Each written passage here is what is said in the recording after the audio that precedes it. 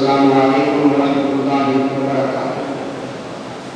اللہ کا بڑا فضل ہے کہ اس کو ہمیں نبی پاک صلی اللہ علیہ وآلہ وسلم کی امت سے پیدا فرمایا۔ دعا ہے اللہ تعالیٰ مجھے آپ سب بات کرنے کی توفیق نصیب فرمائے، آپ سب کو سن کر اس پر عمل کرنے کی توفیق عطا فرمائے۔ ہمارے موضوع کا نام ہے شان اولیاء کاملین۔ قرآن پاک اور حدیث پاک کی روح سے ولیوں کی جو عظمت اور شان ہے وہ آپ کے سامنے ایک جمعہ پہلے ہم نے عرض کی ہے، اس کا کچھ کڑیاں باقی ہے وہ آج پیش کر رہے ہیں۔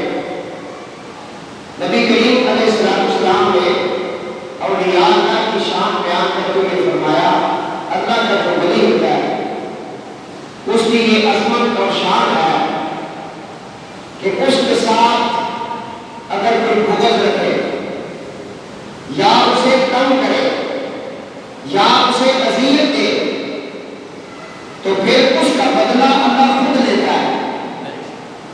من عادلی ولی فقد اعظمتہ بالحق، جس نے میرے ولی کو تنگ کیا میں اسے اعلان جنگ کرتا ہوں، اور جن کے دربار سے ولی بن کے نکلتے ہیں، جن کی نگاہ پاک کے کرم سے ولی ولی بنتا ہے، اگر کوئی ان سے ٹکر لے تو پھر کیا ہوگا؟ اس کے بارے میں حضور نبی کریم علیہ السلام فرماتے ہیں وَمَن مَاتَ عَلَىٰ حُبِّ آلِ مُحَمَّدٍ مَاتَ مُؤْمِنًا، سبحان اللہ، جس نے میری اولاد پاک سے محبت کی اور محبت کی حالت میں مر گیا، حضور فرماتے ہیں مومن مرے گا۔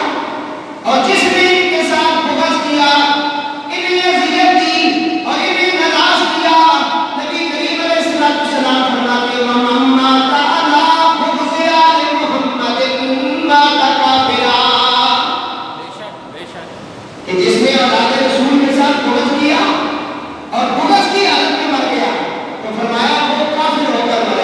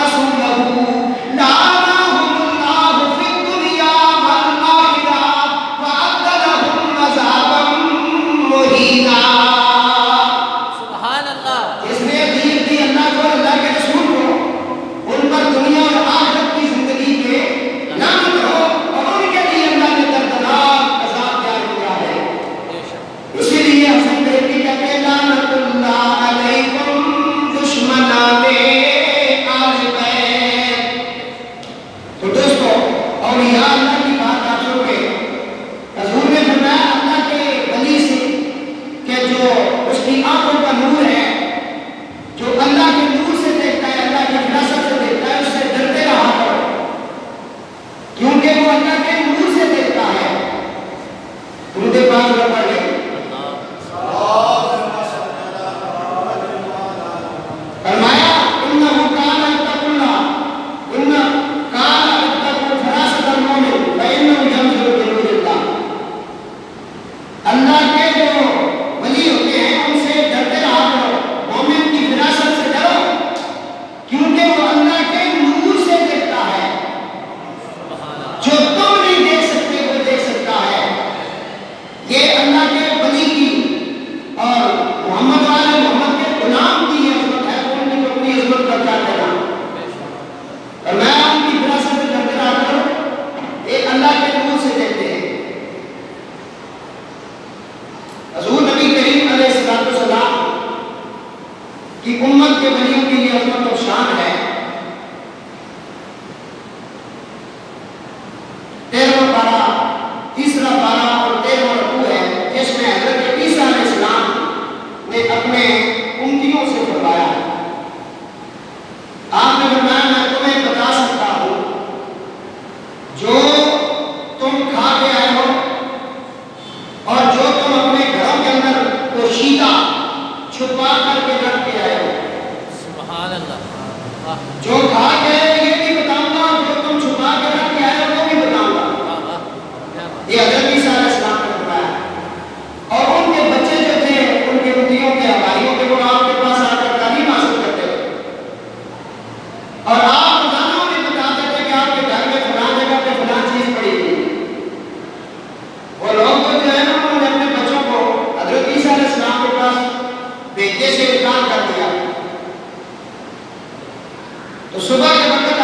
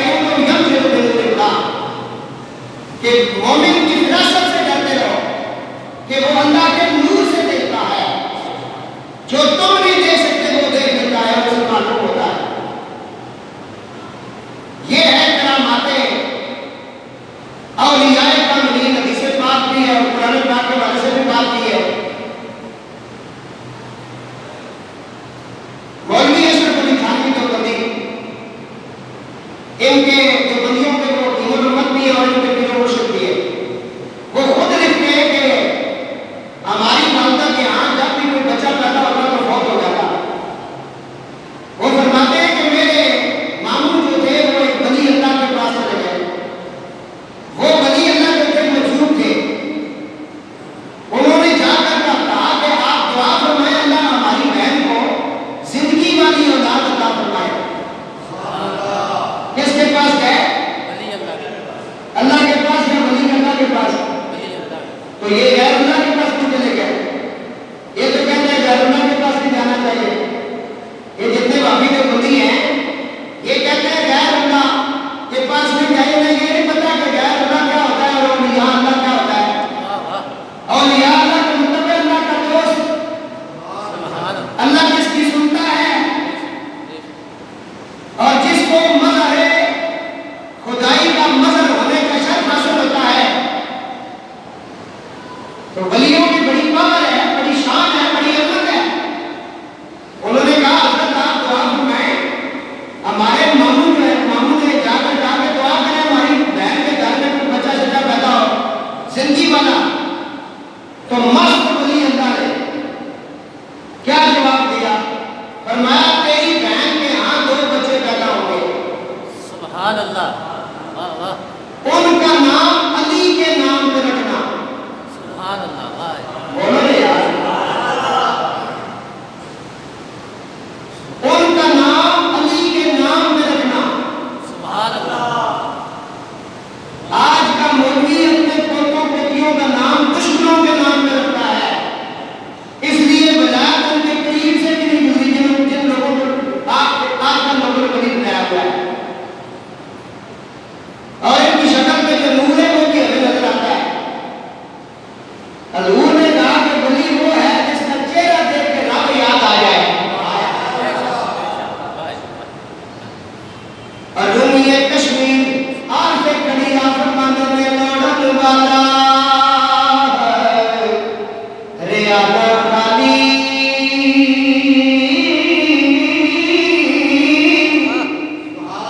لوڑن والا ریاضہ خالی جس لوڑ کی تیر پکی سبحان اللہ، واہ واہ، لوڑن والا ریاضہ خالی جس لوڑ کی تیر پکی۔ آفرمند نے در مرشد دا چھڈ لے تیرے اور تے صدا دے لوگی جیڑی بکری اجڑوں بچھڑے رہندی پگیاڑاں جوگی۔ سمجھ آئیے؟ یہ کم بندے دے کی تقریر نہیں ہو رہی ہے، یہ آپ کو پتہ ہی نہیں کیا ہو رہا ہے، مجھے بات پڑھیں۔ اللہم صلی اللہ علیہ وسلم۔ سمجھ آ رہی ہے؟ ولی ولی کی شان بیان کر رہے ہیں۔ اشرف علی تھانوی کے بندی لکھتے ہیں کہ میرے ماموں اس مجذوب کے پاس چلے گئے، مجذوب سے دعا کر کہا، پتہ چلا بزرگوں سے جا کر دعا کروانا سبحان اللہ، واہ، یہ جائز ہے اور بزرگوں کی دعا کام کرتی ہے۔ تو اشرف علی تھانوی جو بندی کہتے ہیں کہ میرے ماموں اس ولی کے پاس چلے گئے، وہ مجذوب تھا۔ انہوں نے کہا حضرت آپ دعا فرمائیں کہ میری بہن کے ہاں جب بھی کوئی بچہ پیدا ہوتا ہے مر جاتا ہے، آپ دعا کریں اللہ میری بہن کو زندگی والی اولاد عطا کرے۔ مجذوب نے کہا کہ تیری بہن کے ہاں 2 بچے پیدا ہوں گے، سبحان اللہ، ابھی ہوئے نہیں بتا دیے۔ سبحان اللہ، یہ ولی کا علم ہے، کیونکہ میں نے مسلم کی حدیث جو تمہارے سامنے پڑھی ہے، اتقوا اللہ فراست المومن فإنه ينظر بنور اللہ، مومن کی فراست سے ڈرتے رہو کہ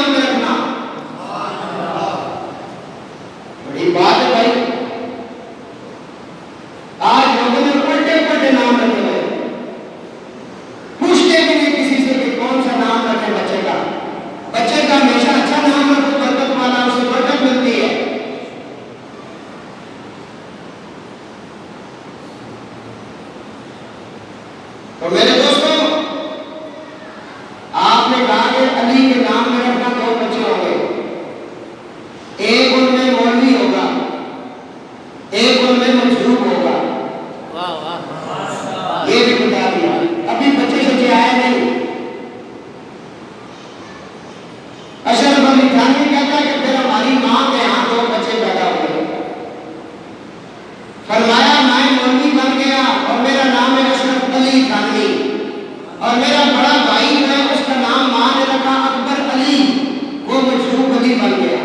سبحان اللہ واہ واہ تو دوستو وہ اللہ کے نور سے دیکھ رہے ہوتے ہیں۔ تمہاری قسمت میں کیا ہے بابے بابے کو پتا ہوتا ہے، ہم اسی لیے اپنا ہر فیصلہ اپنے مرشد سے کرواتے ہیں۔ سبحان اللہ بچے نے امتحان دینا تھا، ادھر سے گاڑی کی دربار پہ پہنچ گئے، حضور اس نے امتحان دینا ہے، انہوں نے جو کہا وہی ہوا۔ حضور اس کی شادی کرنا چاہتے ہیں بھائی کی، یہ رشتہ مناسب ہے، فرمایا کام بتاؤں گا۔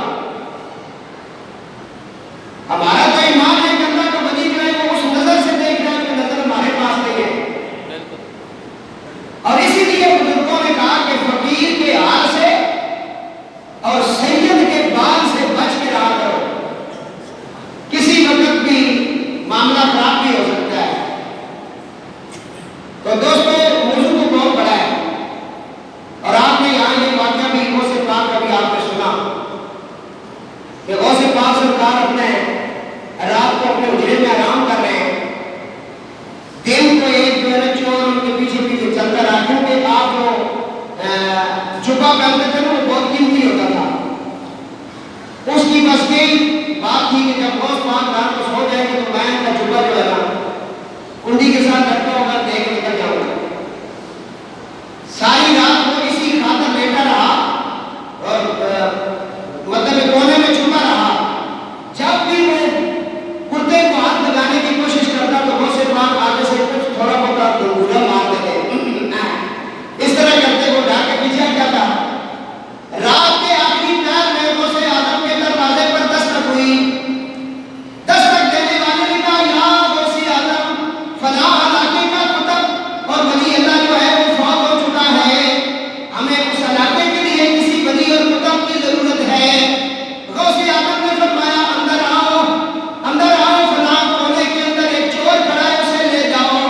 واہ واہ وہ اندر آیا، جب اس نے چیخنا شروع کیا اس نے کہا حضور میں تو چور ہوں، فرمایا پہلے تو چور تھا لیکن جب تو نے دلیل قبول کی ہے غوث آدم کی تو یہاں کو چوروں کو بھی کتب بنایا جاتا ہے۔ واہ واہ یہ ان کی نگاہ پاک دیکھ رہی تھی کہ یہ وقت کا بہت بڑا ولی اللہ بنے گا، اور اسی لیے علامہ اقبال فرماتے ہیں نگاہ عشق و مستی میں وہی اول وہی آخر وہی فرقان وہی قرآن وہی یاسین وہی طٰہٰ۔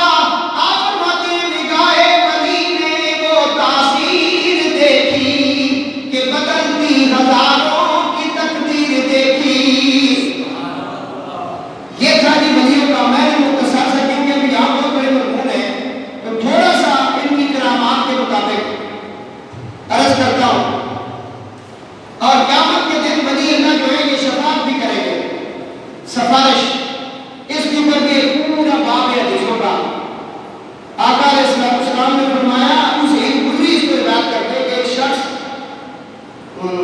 نبی کریم علیہ السلام نے تمہارے کسی ایک شخص کا بھی دنیا میں کسی بات کے لیے تکرار کرنا اس قدر سخت نہیں ہوگا جتنا سخت اللہ کے ولی اس دن اللہ کی بارگاہ میں تکرار کریں گے اپنے عقیدت مندوں کو، اپنے چاہنے والوں کو بخشوانے پر۔ کہیں گے مولا اس نے ہمارے ساتھ محبت کی ہے، اس کو پڑھے۔ کچھ ولی اللہ ایسے ہوں گے وہ کہیں گے مولا اس نے ہمیں پانی دیا تھا، ہم نے وضو کیا اس کی بخشش کر۔ یہ بہت ساری حدیثیں ہیں جن کو صحابہ کرام نے بیان فرمایا، یہ پورا ایک موضوع ہے۔ اس کے بعد جو کرامات کے اوپر کافی سارا لمبا چوڑا موضوع جو ہے وہ باندھا گیا، وہ بتایا گیا، حضرت مجھے بات آپ تفصیل سے پڑھ لائیں۔ میں مختصر پڑھ رہا ہوں کیونکہ وقت نہیں ہے اور موضوع بہت بڑا ہے۔ کرامات اولیاء کاملین، حضرت سیدنا عبد الرحمن بن ابو بکر رضی اللہ اللہ تعالیٰ عنہ، یہ حضرت ابو بکر کے بیٹے،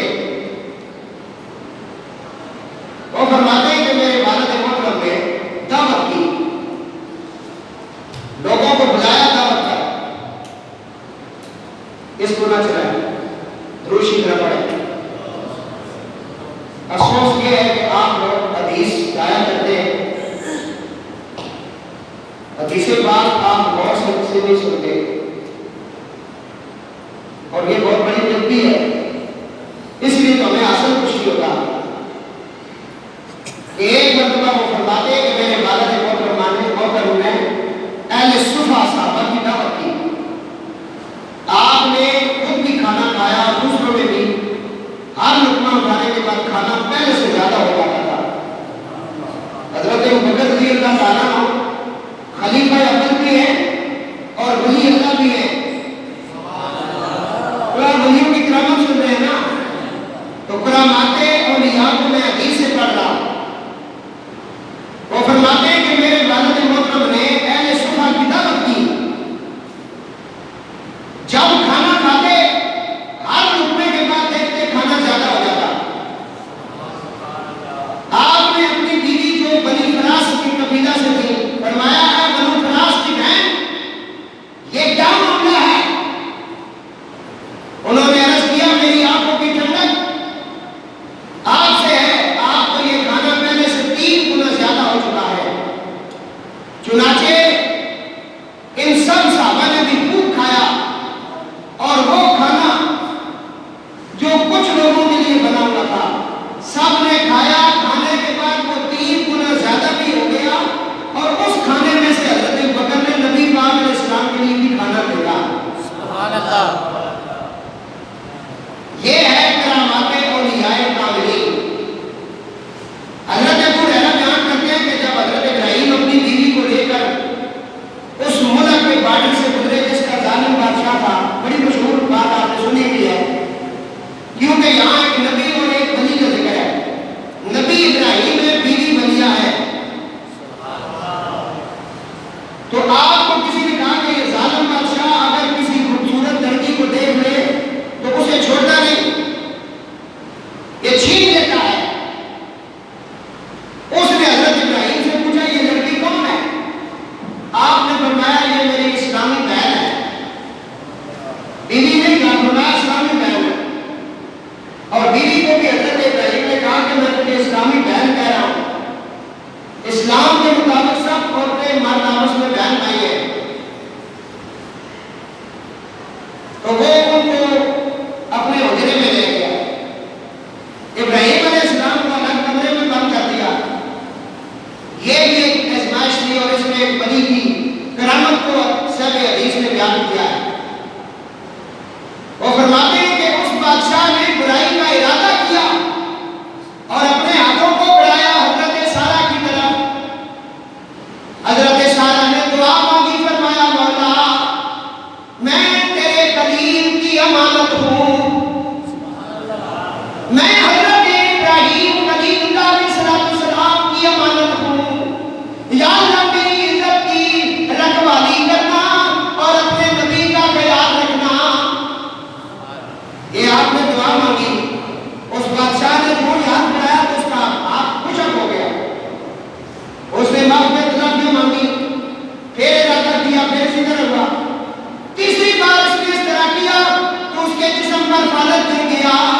اس نے کہا کہ مجھے معاف کر دو، تمہارا دین بھی سچا ہے اور جو دوسرے کمرے میں کھڑا ہے وہ خلیل بھی سچا ہے۔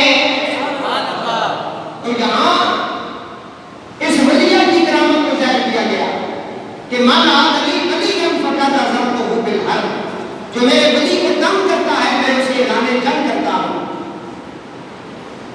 یہ ولی کی شان ہے، اور جس گھر سے ولیوں کو ولایت ملی ان کی کیا شان ہوگی، کیا عظمت ہوگی۔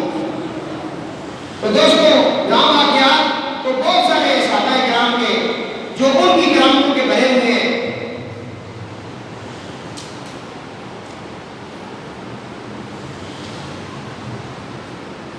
حضرت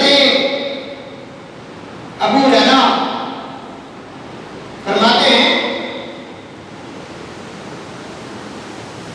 کہ حضرت عاصم کی کفار قریش نے کہا کہ حضرت عاصم رضی اللہ تعالیٰ عنہ کی لاش کو تلاش کرو. انہوں نے کسی اپنے کافر کو کہا کہ جا کے ان کی لاش کے جسم سے کوئی ایک گوشت کا ٹکڑا کاٹ کر لاؤ، کیونکہ انہوں نے ان کے بہت بڑے بڑے بادل جو ہے وہ مارے تھے. انہوں نے کہا جاؤ اس کی لاش کی پروتی بھی کرو اور جا کر کے ان کی لاش سے کوئی ایک گوشت کا ٹکڑا کاٹ کے لاؤ. تو کفار میں سے کچھ لوگ ان کی لاش کی تلاش کے لیے نکلے اور میدان میں جب پہنچے تو وہ کیا دیکھتے ہیں کہ حضرت عاصم کی لاش سامنے پڑی ہے اور وہ قریب ہوتے ہیں اس لاش کی پروتی کرنے کے لیے اور اس کا گوشت کا ٹکڑا کاٹنے کے لیے. جو ہی قریب ہوئے اللہ تعالیٰ نے اپنی ایک خاص مخلوق جن کی شکل بکریوں اور بھیڑوں کی طرح تھی انہیں نازل کر دیا اور انہوں نے آ کر کے اس لاش کو اپنے حصار میں لے لیا. یہ کفار جب آگے بڑھے اس مخلوق نے اور بکری بھیڑوں نے ان پر حملہ کر دیا اور کفار اپنی جان بچاتے ہوئے بھاگے اور کہنے لگے ہم نے اس سے پہلے کبھی نہیں دیکھا تھا، آج پتہ چلا ہے. اور اس حدیث پاک سے ثابت ہوتا ہے کہ جب اللہ چاہے تو اپنے بندوں کی حفاظت کر لیتا ہے. اور اسی لیے عاشق کہتا ہے فانوس بن کے جس کی حفاظت ہوا کرے وہ شمع کیا بجھے جسے روشن خدا کرے. لوگ منصوبے بناتے رہتے ہیں لیکن وہ شمع کیا بجھے جسے روشن خدا کرے. جن کے پیچھے اللہ والے ہوتے ہیں ان کی کیا بات ہوتی ہے. تو دوستو یہ مضمون جو کرامات اولیاء کاملین ہیں یہ بہت بڑا ہے. ایک ولی کامل حضرت سیدنا داتا علی اجمیری کا نام آپ نے سنا ہے. آپ کا نام تھا عثمان علی اجمیری رحمۃ اللہ تعالیٰ ہے اور داتا صاحب کے نام سے آپ مشہور ہوئے. حضرت خواجہ معین الدین چشتی اجمیری رحمۃ اللہ تعالیٰ نے افغانستان کے راستے سے جہاں پہنچے، داتا صاحب بھی افغانستان کے راستے سے یہاں پہنچے تھے. ابائی علاقہ آپ کا افغانستان ہے کیونکہ جتنے بھی سادات ہیں وہ سارے افغانستان کے راستے سے پشاور کے اور یہ جو علاقے ان سے ہوتے ہوئے وہ اس جو برصغیر کے اندر آئے ہیں.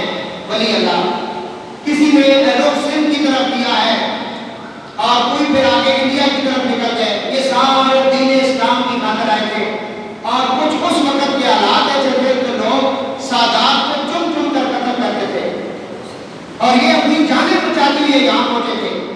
یہ ایک تاریخ ہے، بہت لمبا چوڑا معاملہ ہے، میں اس کی طرف نہیں جا رہا ہوں. داتا علی اجمیری رحمۃ اللہ تعالیٰ ہے.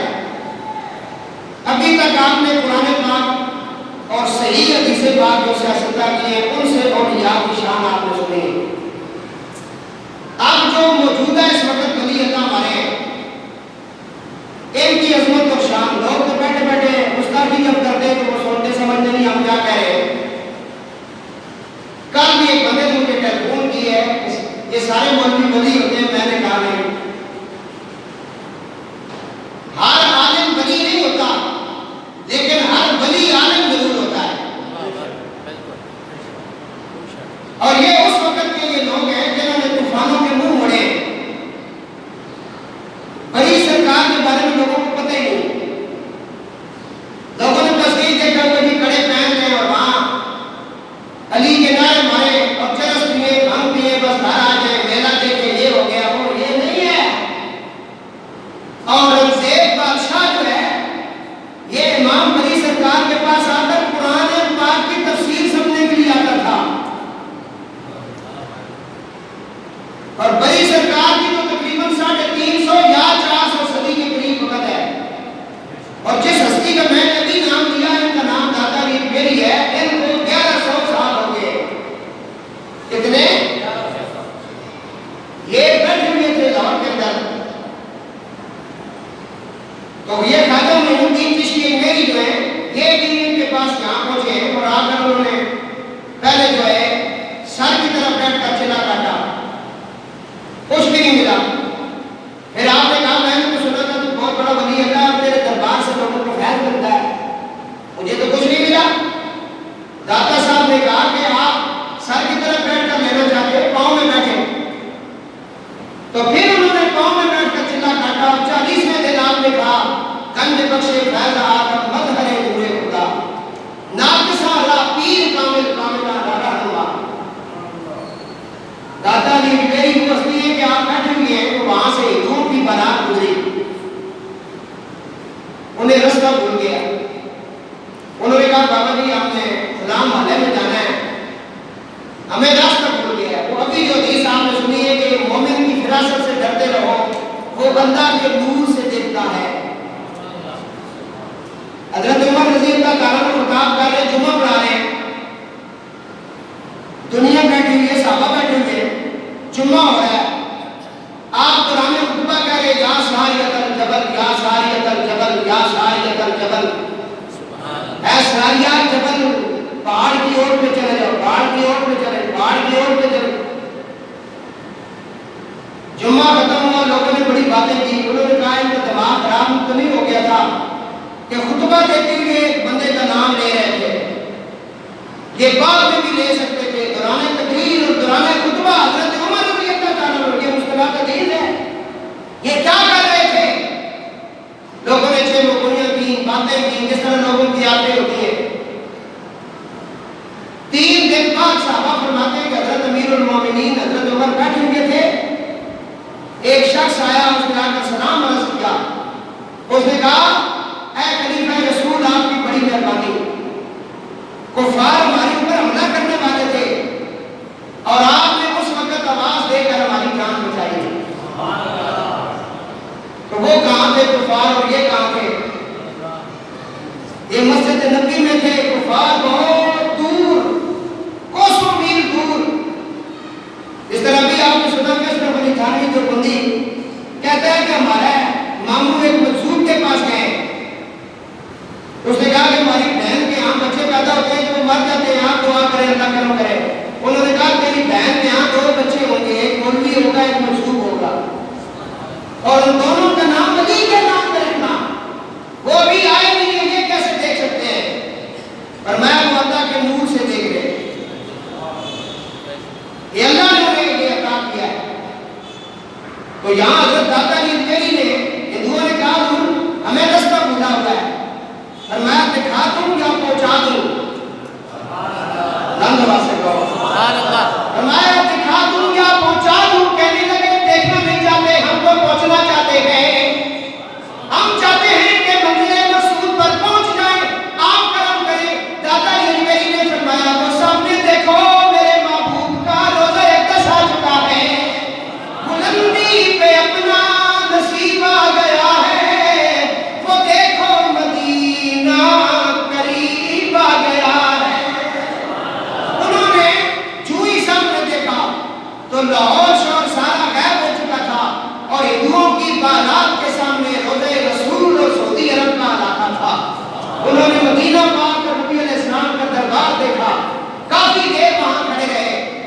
کہنے لگے جس کی نظر سے ہم سیکنڈ کے اندر یہاں آ سکتے ہیں, ان کا دین بھی سچا ہے, ان کا رسول بھی سچا ہے. ہندوؤں نے کہا کہ اب ہم پہنچ ہی چکے ہیں تو اس نبی کے سامنے ہمیں کلمہ حق پڑھا دیں.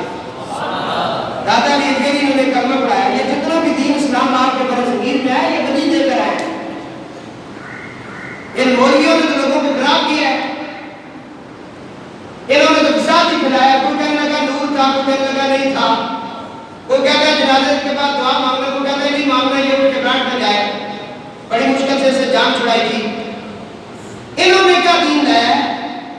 یہ جتنا بھی پچھلا عرصہ جو گزرا ہے, یہ جو پیسے لے کر لوگوں کو نفع دیتے تھے 1,30,000, پوری مری خالی ہو گئی ہے کی وجہ سے.